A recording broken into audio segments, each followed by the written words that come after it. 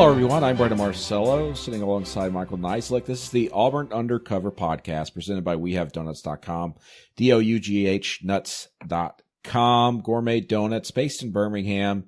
Check out their coffee shops all around Birmingham for them. Go to WeHaveDonuts.com for more information on locations. You can pick up the donuts. Also, there's some pop-up locations from time to time. You can also pick them up via Prevail Union coffee shops in Auburn and Montgomery. So go check out WeHaveDonuts.com for much more information. Michael, a lot of success with Auburn's main sports here. I was just thinking about this tonight as we recorded on a late Tuesday night. Baseball's off to a 13-0 start after a big rally Tuesday night at UAB. It's the second best start in program history. Softball teams only lost 2 games so far. Basketball team just won an SEC championship in the regular season. And football advanced to the SEC championship game itself. And in the immediate future, of course, we'll continue to talk about basketball, and that's what we're going to mainly talk about today. Auburn basketball, co-champions since we last spoke to you, of the SEC. They beat South Carolina 79-70 to share that title with Tennessee. Tennessee's on a bit of a hot streak, but Auburn heads into the SEC tournament this week as the number 1 seed. More on that later. But here, of late, especially Tuesday, the Coach of the Year, Player of the Year, and the All-SEC teams were released by the AP, which has its own list, and of course the coaches who have their own list. The coaches list came out first, Mike, and it made some ripples in the lake, so to speak, at Auburn, even though Auburn doesn't have a lake, as the Clemson fans would tell you. But ruffled some feathers. Yeah, I think there was a general feeling that Auburn was underrepresented, I guess would be the best way to put it. For the coaches list, Bryce Brown and Jared Harper were recognized, but they were recognized in the second team. And so the SEC also put out a freshman team that nobody made it from Auburn on. Mustafa Heron was nowhere to be found. And then Anthony McLemore did make the all-defensive team. But that was it. And so I think there was a general frustration that maybe Auburn deserved a little bit more considering their level of talent, what happened this season with 2 starters missing the entire way through, and so on and so on. Which snub, or do you think there was a snub that was egregious? Well, there was a couple. I could see why Rick Barnes was named Coach of the Year by both the coaches and the AP. Technically, Tennessee was picked lower in the preseason. They were picked to finish second to last in the SEC. I think Auburn was 9th. Of course, Tennessee didn't go through what Auburn did right before the season started, with 2 of its best players having to sit on the bench and have to go deal with this FBI investigation. So I wasn't too, my eyebrow wasn't raised too high with Rick Barnes being named the coach. I've been saying all along that if Tennessee wins the SEC, it should go to Rick Barnes, and they were co-champions, so I can see where, Bruce Pearl might not get the vote there, but I'll talk more about that here in a little bit. But I think the thing that stuck out the most to me was Bryce Brown and or Jared Harper not being first team with the coaches list when that first came out. Yeah. And I also thought maybe Bryce Brown had a chance to be SEC Player of the Year, but that typically almost always goes to whoever the hot one-and-done freshman is. You know what I mean? Mm-hmm. But Bryce Brown and Jared Harper getting kind of snubbed for that. I know Bruce Pearl was tweeting quite a bit about Mustafa Heron, not getting selected, and I can understand that too, leading the team in scoring and all that. But he's a volume shooter in some ways. He goes on cold streaks. Heck, he was on a cold streak against South Carolina actually. Only hit 1 shot, and it was that dunk near the end of the game. So I if I was an Auburn fan, and I'd be more upset about the Bryce Brown and Jared Harper situation. Plus, I mean, the very fact, and if the research is correct, it's just incredible to me that not one Auburn player was on the first team of the All-SEC list, despite being the co-champions of the SEC. And apparently, if this is the first time since 1956, since this has been, the records have been kept, so to speak, that this has happened to a champion of the SEC. And if that's true, that tells me there's more to this than anything else, in my opinion. I don't know what you think, but. Well, yeah, I mean, I agree. I don't think Heron not making it as big of a deal as, some made it out to be. And, the lists were 8 each. So, people got to understand this was 16 players total. So, the thought was, well, Mustafa is Mustafa in the top 16 players. And, watching watching every team, I could see an argument that says he wasn't. He's a streaky player. Some nights you kind of think, oh man, he flashes something, but I don't think every coach saw that. There were some games where he kind of disappears, and look, getting points isn't, I don't think, the hardest thing to do in college basketball, and I think that's what kind of defines his game. So that didn't shock me. Chuma not getting all freshman was kind of surprising, especially with it being a list of 8. I think he was clearly better than the last 3 names. I agree with that. Weatherspoon, yeah. Stark. The numbers weren't all that different. And the impact Chuma had was much more significant. I just was surprised, just because, teams looked at him and, there was something he did really good every game. And coaches kind of responded to that. And then, like you said, the not getting a first team, I thought Bryce was player of the year, or deserving of it, to be honest. I know there's a lot of advanced metrics that says Harbor was kind of the more efficient player. But at the same time, I just think, when you watch that team and how many key shots did he make throughout the season, Bryce, and, I know he struggled at the end late, but look, 8 3-pointers to lock down the conference title. He had a pretty special year, I just thought. And, without any kind of, like you said, one and done guy that stood out, best player on the best team. I think, Bryce had an argument, or at least had, to be in the top 8 players. Yeah, I mean, listen, if Bryce Brown was not going through that 3-game slump he kind of had, Auburn probably beats Florida at Florida, and the narratives kind of changed a little bit. One, Auburn would have been the sole champion, which would have made this even more absurd, to be quite honest. Just one game would make this more absurd if you really think about it. But the reason I think this goes deeper in the fact, and Bruce Pearl knocked this idea off to the side today or Tuesday in the press conference, but I'm of the belief that this FBI investigation and, of course, Bruce Pearl's history, in the eyes of people who are voters, including coaches and the media, it tainted Auburn and Bruce Pearl and the players to some sense. And, okay, that's, I guess, in a way, I could see where that subconsciously could affect you, but I don't think that should affect how you vote for players, especially those that are, not involved in any wrongdoing, that have been cleared. And in a way, I think some of these voters punished Auburn because of things that they did not do that were on the periphery, obviously involved Auburn, but they're not Chuck Person. They're not D'Angelo Purifoy. They're not Austin Wiley. They're not the families of those 2 players. They're not Chuck Person. I think that there's a little bit of that perspective from folks that they believe that Bruce Pearl's a dirty coach.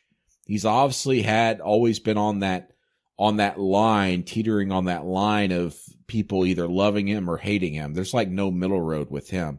And this goes all the way back to the 1980s with him. I mean, he was really an NCAA exile before he was an NCAA exile officially with that show cause penalty after his Tennessee days because of the tape stuff that was going on.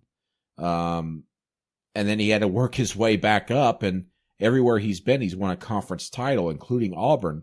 So I can understand to a certain extent him not getting Coach of the Year, not necessarily because of that or even that perspective, that looking to him through that prism, but because of the job Rick Barnes did at Tennessee, especially late in the season. I think they've won like 11 of their last 13 games They're really streaking right now. They're really playing very well. But for Jared Harper and or Bryce Brown not to get first team with the coaches that on an 8-man team, really? Yeah, it's hard to say. I think that's and those coaches played against them. Auburn beat teams by double digits all season.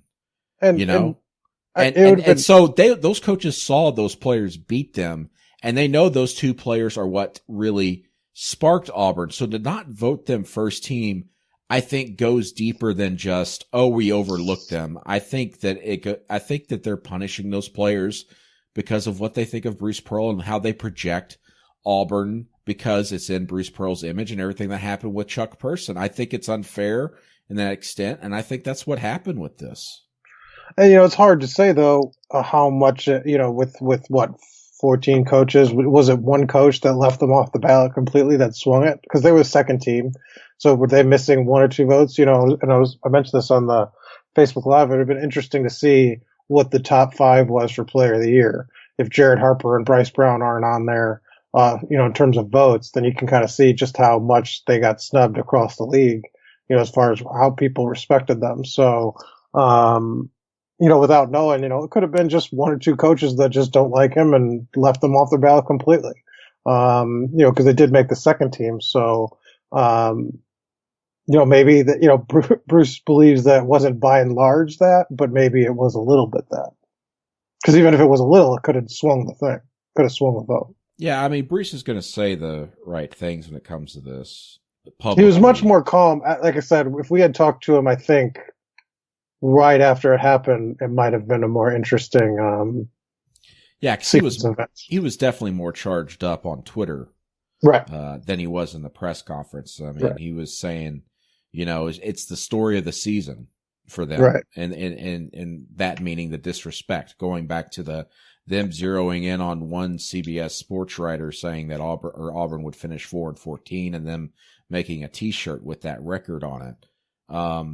I'd be interested to hear how they're utilizing this as motivation, if he's bringing it up, or obviously the players all know, or they just bringing it up themselves. But definitely it's something they'll try to use to their benefit going into the SEC tournament. But on the outside looking in, and this is based off of just looking at how writers have treated Auburn and have valued Auburn throughout the year, it's definitely the Bruce Pearl effect. I saw one writer say that Bruce Pearl deserves to be Coach of the Year, but they would have voted for Rick Barnes anyway. They did not have, as far as I know, I'd have to look at the list, an AP vote for Coach of the Year, and there was only 15 voters, by the way. Yeah. This guy actually resides outside the SEC, but he's a well-respected writer, and he just gave no reason for it. But it's obvious him saying, "Yeah, Bruce Pearl should be Coach of the Year, but I'm going to vote for Rick Barnes." What's that tell you? I saw other writers saying that they believe that Bruce Pearl should have been fired before the start of the season, but what happened today should not be a punishment on the players. The players should still be voted for. So if someone like that is thinking that in their head, certainly the other writers and the coaches are thinking that in the back of their heads too. Like, this Auburn program's under a lot of scrutiny right now with the FBI investigation into Chuck Person, and who knows what else will happen when the NCAA comes to town and everybody sits down and talks with the NCAA and the president's office. But I don't think you can tarnish what Auburn has done this season because of what happened in the preseason, especially when the players allegedly involved, are sitting out. You know what I mean? And one could argue Bruce Pearl did maybe the job of his career by getting this team to win a championship without those two players, and to do it at Auburn where it's only been done twice before in its entire history. I think there's definitely some of that going on in the back of people's heads, and they're looking at everything through different lenses when they look at the Auburn basketball program. And it's because of Bruce Pearl, and it's because of what happened with this FBI investigation before the season started. Yeah, but as we talked about earlier today, I could see why it would affect you for Coach of the Year, and why I don't think it's not. I don't think you could dismiss the argument that he should be rewarded for his best coaching job after one of his assistants did something wrong to get two players um, in trouble. Because it's you're responsible for what your assistants do, so I think that kind of comes into it. Is it hypocritical of coaches because there's a lot going on? Oh yeah, sure. But, that's just the business. But it shouldn't, like you said, be taken out on Bryce Brown because, I mean, ultimately he didn't do anything. Yeah, wrong. Or Jared Harper, or Mustafa Heron. But, who knows? We don't know the voting. We don't, we'll never know how, what went down. But, I think it'll be just part of the narrative that they try to tell players in the locker room how everybody's out to get them or hate them. And that leads to Auburn going to the SEC tournament. They have a double bye. They do not play until Friday at noon Central Time in the SEC tournament quarterfinals. Opponent to be determined, but it'll be either Alabama or Texas A&M. Alabama and A&M play Thursday at noon Central Time on the SEC network. Just briefly, I think a team can only ride emotion ever so briefly in a game. And the reason why I say that, you just look for the evidence here in the immediate past. Auburn knew they had to beat South Carolina to win an SEC championship, or at least know that they controlled their own destiny that way. And they went into that game with perhaps its coldest start of the entire season. They were shooting 12%, I think, with like 9 minutes left in the first half. Emotion can only carry you so far. So I don't know how much them getting this quote unquote chip on their shoulder is going to help them going into the SEC tournament. I definitely think that maybe it'll give them a little more adrenaline if they're getting tired, which would be a good thing because they're down to 7 scholarship players, as we all know. But their draw here, Michael, is as we look at the bracket, obviously Auburn's got to play either Alabama or A&M. I would think you would agree, too, that the best matchup for Auburn there would be Alabama. Yeah, and it gets you emotionally engaged to have that. It just gives you something extra to play for. They don't want their tournament. I think this tournament means less than the regular season championship, and with the exception of they don't want to lose to Alabama. Right, and Alabama's lost 5 straight, including and they're spiraling. They're they're just absolutely spiraling. I mean, Auburn, of course, beat the crud out of them 2 weeks ago. They've lost 5 straight going into the SEC tournament. They lost their regular season finale at Texas A&M, and now they have to play A&M again. And A&M is, they're without one of their guards, right? Yeah, ACL. Dwayne Wilson. Yep. Right. So, it's just, and it was a close game in College Station, but Alabama, having Colin Sexton on that team, a lottery pick likely, to be 17-14 at this point with an 8-10 SEC record, is an incredibly people were having Alabama in their top 25 in the preseason. Ahead of Auburn. They were the hot team in the state, and they just fell apart. I kind of wrote them off, and I joked with one of the coaches that are you ready to play Texas A&M? And they said no, don't write them off. And it was serious, and I think their point was, look, they could get hot, and Alabama's is as much of a mismatch for Texas A&M with their guards as Texas A&M is with their front court with Alabama and Auburn. But I just don't see it.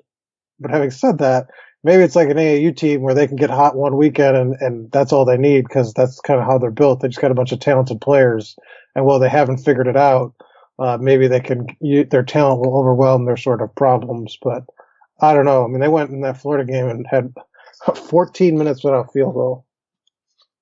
Yeah, that's pretty terrible. That's really bad. And then again, before they went on this 5-game losing streak, they beat Tennessee by 20 plus points.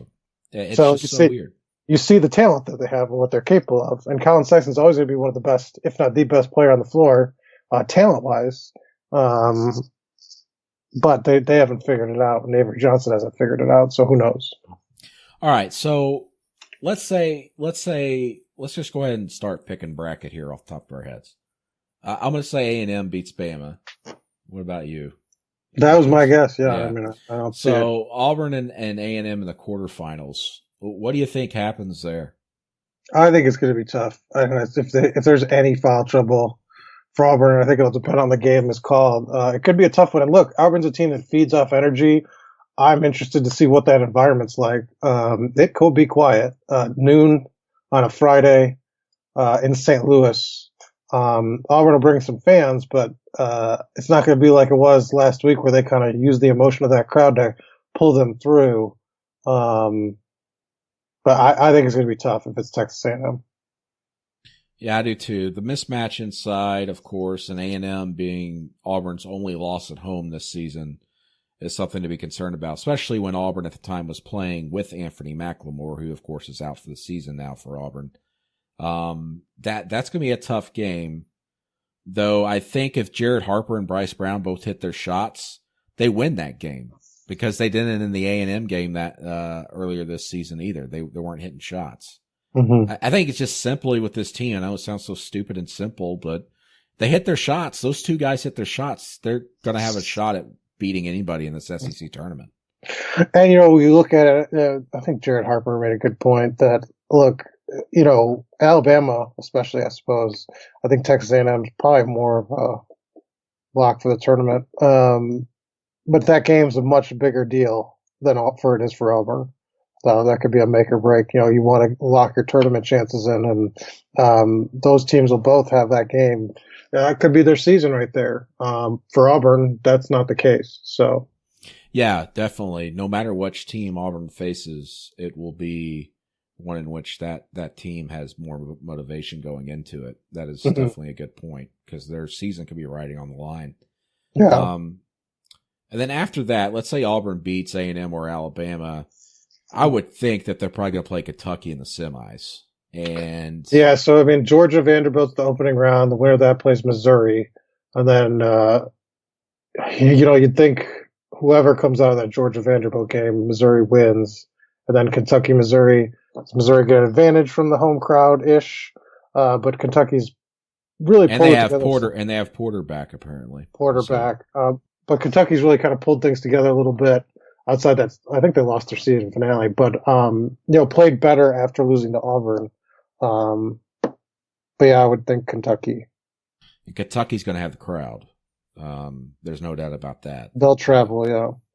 Well, Wildcats have won the last 3 SEC tournaments. I think they've won 5 of the last 8 or something like that under Coach Cal.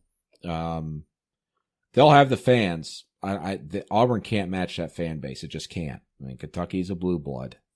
I just don't think Auburn's going to get past the semis this year. They're going to be, the Auburn's going to be really struggling on Saturday with no rest and 8 guys. Even if you give them past the first day, it's going to be hard. This is not a team built for a tournament in a weekend. They get days off with the NCAA. With 8 available scholarship players, that's a lot to ask to turn the page and be ready, especially with shooters that rely on kind of having their legs under them. I just don't think they're built for a tournament.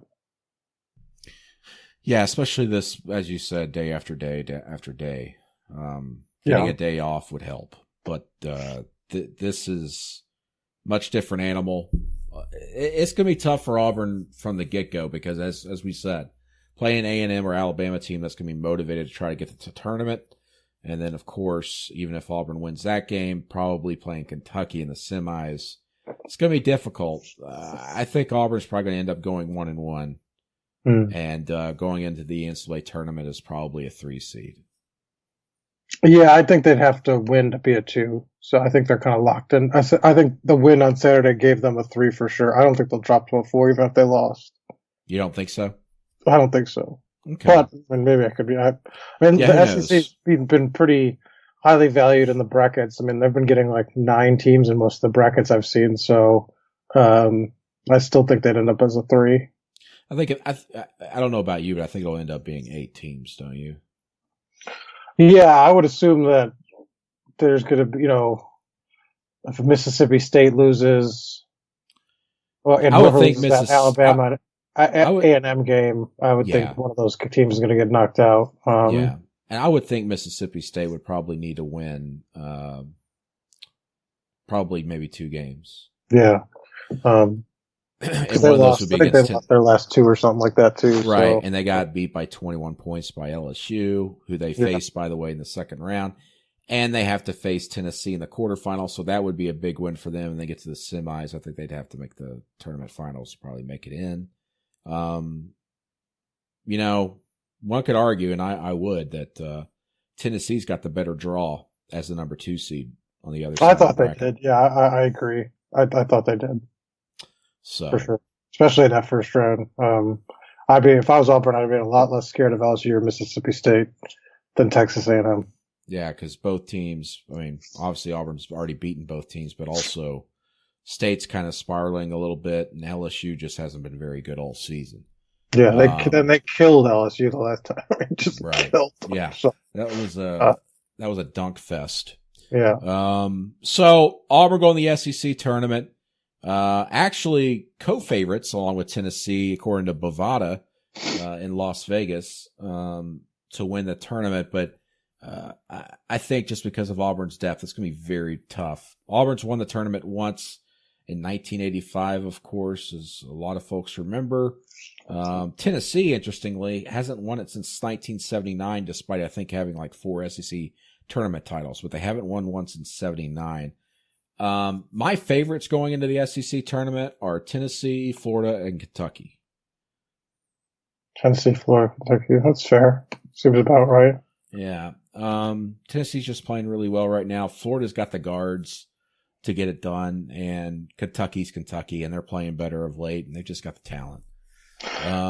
So. And like you said, they have a history of kind of putting it together around tournament time, with the exception of like 1 or 2 years in the last sort of decade, really.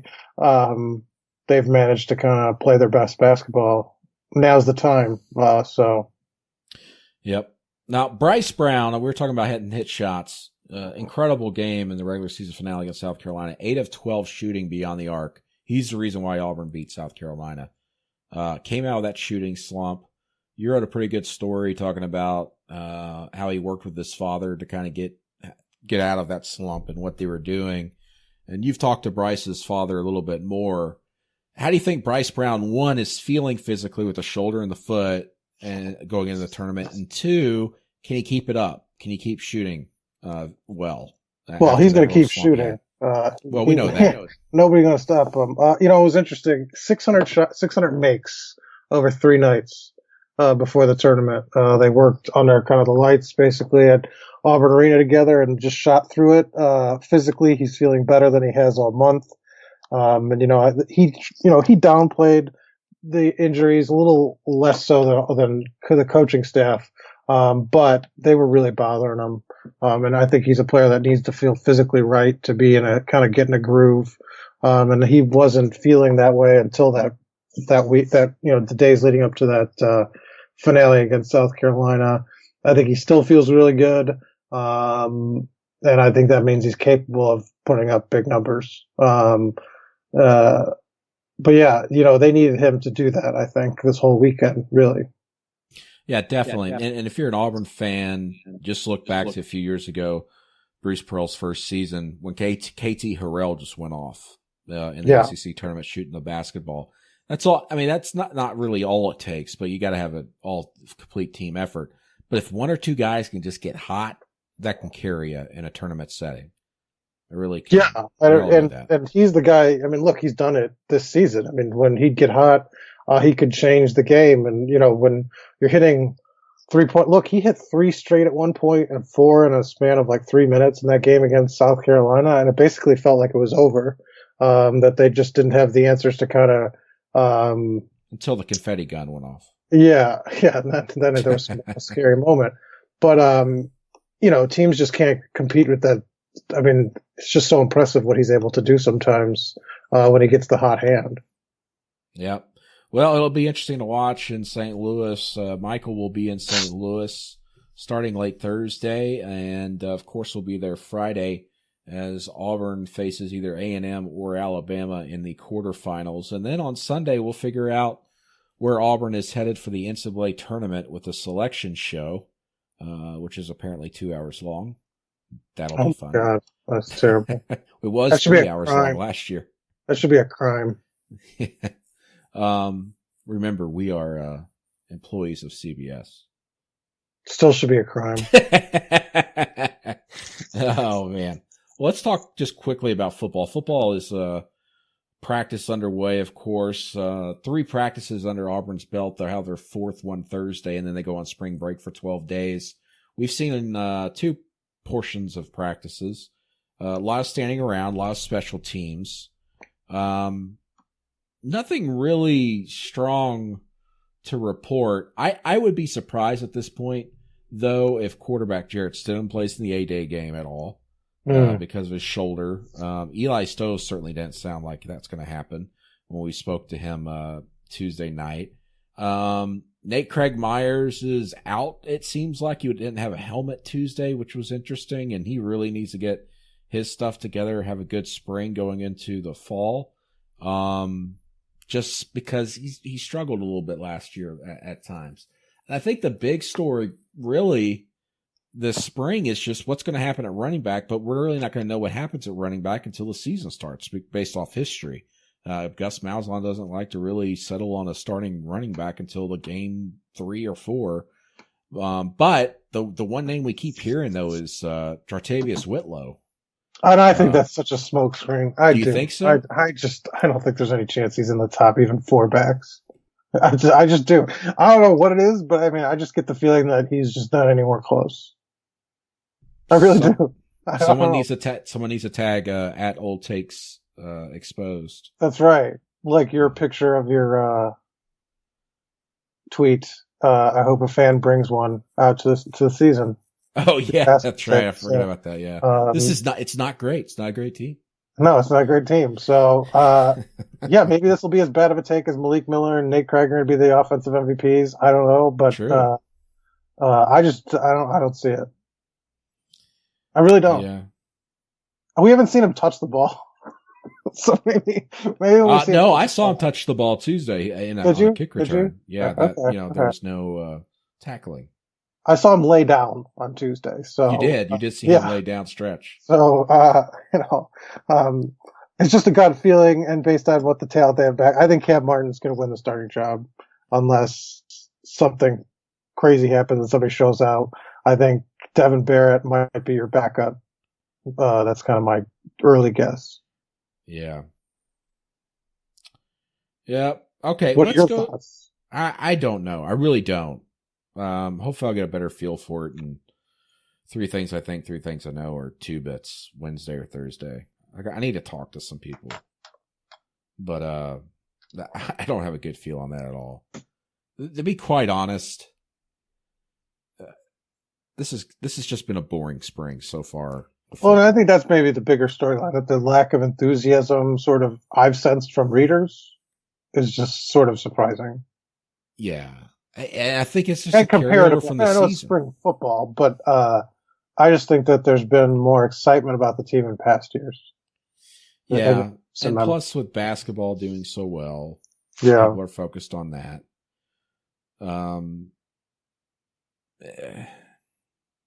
It'll heat back up with spring football when they get back from spring break, because they'll actually start scrimmaging and everything. Because as it is now, it's so spaced out. Yeah, it's hard. They're really not doing anything. Yeah. I mean, they finally started hitting a little bit Tuesday, but not tackling. I mean, what can you tell from that? Nothing. So, we'll see. All right, let's go to listener questions. We actually have some. They're not all great, but we have some. Blake Ells asks, "What's the deal with Ari?" Blake is asking about Ari from The Bachelor. I have no idea what those words mean together, so I guess that's a question for you. The guy's a complete sociopath, I believe. Okay. He proposed to one girl and then broke it off like a month later to go propose to the girl he said no to that same day. So he As proposed you do. twice. You know, that's what you do in life. That's what normal people do. Did it work out with the second girl? He proposed to her tonight, Tuesday night on the live Bachelor. It's stupid. And I only watch. And what did she say? She said yes, of course, because he gave her a big, expensive ring. True love wins out. There you go. True love. Yep. I bet it's going to work. Yeah. Surprisingly, some of those do, but not all of them, of course. And there have been some really big dullards on that show in the last few years. Anyway, A-Man Corner, whatever you want to call it, asks, what coaches specifically do you think didn't vote for Pearl? I don't know. Who do you think hates Pearl? I mean, I would think Alabama just out of spite, but that's not necessarily just Pearl. That's just the whole thing. But I mean, that would be one guess, but I don't know otherwise. Yeah, I don't know. Jake Winfrey asks, if Christopher Nolan directs the next James Bond movie, will it be good? It would be, but he's not. He's already said he's not going to. Yeah, he already said he's not going to, right? He said he'd like to someday, but I think he wants to when they start it all over again. Yeah, he's not going to do this one. I think it'd be great. Sure, I mean, he's a great filmmaker. Why wouldn't it? And they kind of went to the Christopher Nolan route with Sam Mendes. At least aesthetically, they look like a Christopher Nolan film. Mm-hmm. How do you guys see the safety shaking out? Asked James Lott. I think what you're seeing right now is what's it's going to look like. Daniel Thomas and Jeremiah Denson as your starters. I wouldn't be surprised if some things get shaken up. Do you think Smoke Monday could step up as a freshman? Yeah, and Jeremiah Denson played a little bit of corner. They like moving him around. So, but who can put in safety? Well, I mean, we've had a lot of names. You got Smoke. Somebody said Trevion Leonard today was playing really well and looked good. So Trevion or Trayvon, I don't know. I think there's some guys. They don't have a lot of depth at safety. What about Jordan Peters, right? Isn't he in the mix? Yeah, safety? he could play. He could play safety though. He's been working at nickel, but he could be safety. He could be a safety. Yeah, so I think it's up for grabs still. Yeah, certainly, but I think those top two, Daniel Thomas, I think especially Jeremiah Denson, I think will be a starter. Mm-hmm. Nicholas is asking a question that I don't have the answer for. I really don't. When will Auburn's recruiting pick up? Probably in May. I would think in June, if you're talking football. Basketball. Basketball won't be till next year. Right. That one senior's leaving, and it's Patrick Kine. Yes. So. And they won't know until May. I think first week of May about the draft with guys. Yeah, you got three names to keep an eye on there: Purifoy, Wiley, and maybe Mustafa Aaron. Yeah. Because Mustafa apparently flirted with it last year, even though that came out of nowhere. I was like, was he really thinking about it? When he announced that he was coming back, it was very strange. But we'll see. And he's been not on a single draft projection anywhere near it, so he'd be crazy to go. But the only guy you've seen, Wiley, is Wiley. Yeah, he's a borderline first. Some people have him higher than others, but borderline first round pick right now. Right. And Purifoy still hasn't been cleared, so I mean his could be forced. He might have. Yeah, he might just say I got to go do what I got to do. Yeah. So whether it's the NBA or going overseas, because he obviously, doesn't necessarily have to go to the NBA. He might go D League. He might go to overseas, make some money, try making the NBA at some point. You never know. Anything else? That's it for listener questions. Anything else? What are you looking forward to in St. Louis? Have you picked any eateries out? Not yet.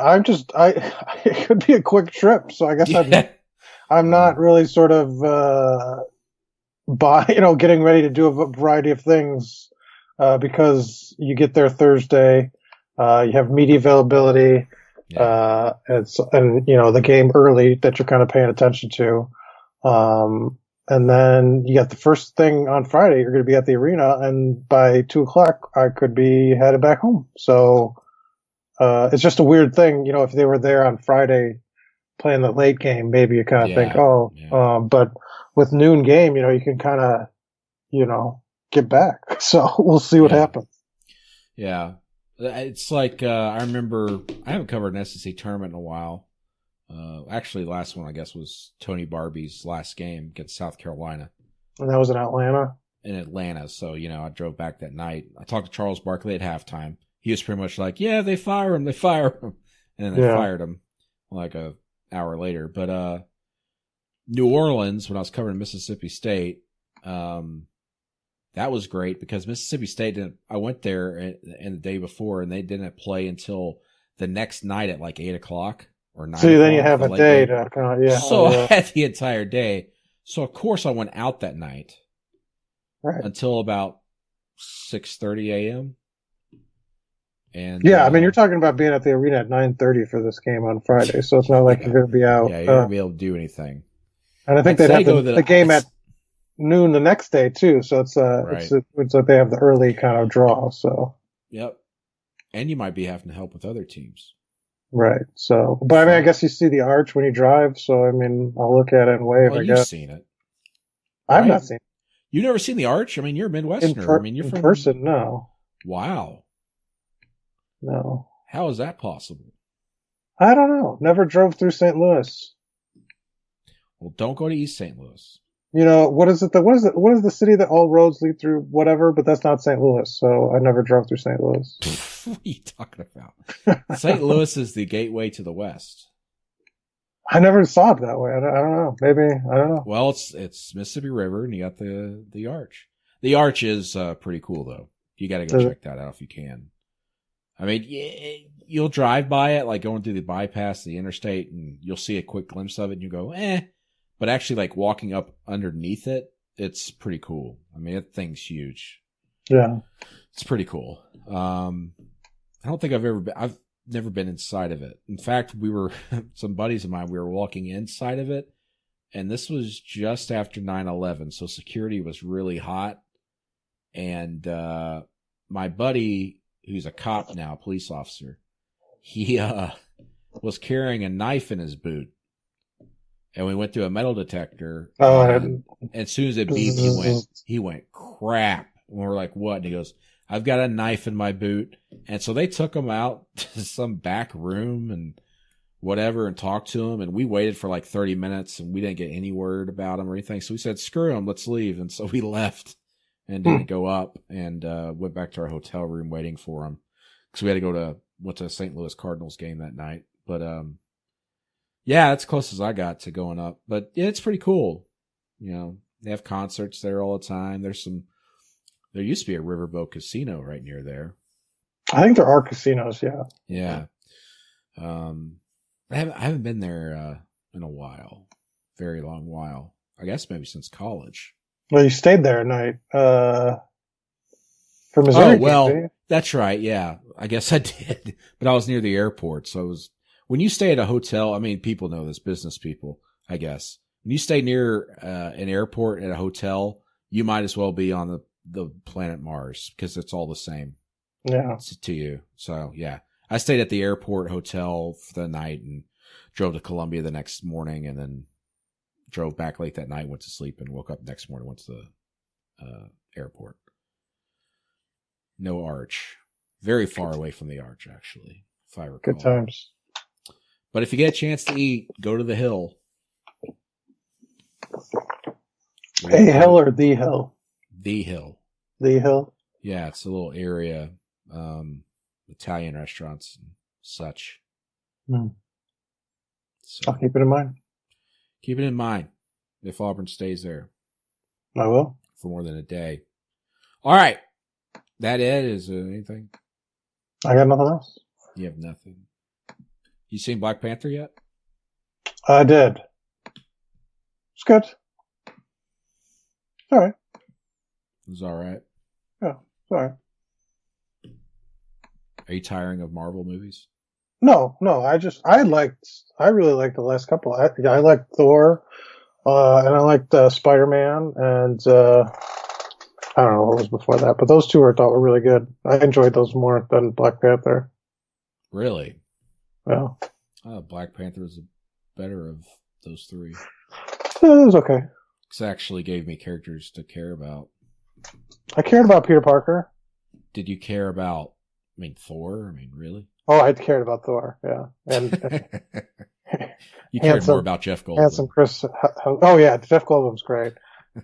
Jeff Goldblum's great. He was really, really good. Did you watch the feature? I only saw the first minute of it when they released a trailer for him with the roommate. Did you see that there's a special feature on the thing? Because they know they did that thing with Thor. We got the roommate. I don't know what his name was, like Donnie or something. Yeah, I watched one of those like a year ago. Yeah, and so now they had a new one where you got a new roommate, and it was Jeff Goldblum with the whatever his name was. Oh, really? Yeah, it was really funny. No, I haven't seen that. Is it on YouTube, I'm guessing? Yeah. I checked. At least the trailer was for it, and it looked good. But yeah, no, he was good. So yeah. Goldblum was the best part of the whole movie. Yeah, he was really good. He had fun. He was having fun. Yep. All right. Well, thank you, everybody. Hope you have fun this week watching Auburn in the SEC tournament. Football's pro day is Friday morning as well. I'll be there while Michael's in St. Louis. Kerryon Johnson, who did not run the 40-yard dash, is scheduled to run the 40-yard dash at Auburn's pro day. I'm sure he's going to run a pretty fast one considering everything's hand time there. So we'll have live updates from there on the message board at the Bodegetta at auburnundercover.com. Thanks for listening to this episode of Auburn Undercover Podcast presented by WeHaveDonuts.com. We'll see you guys down the road.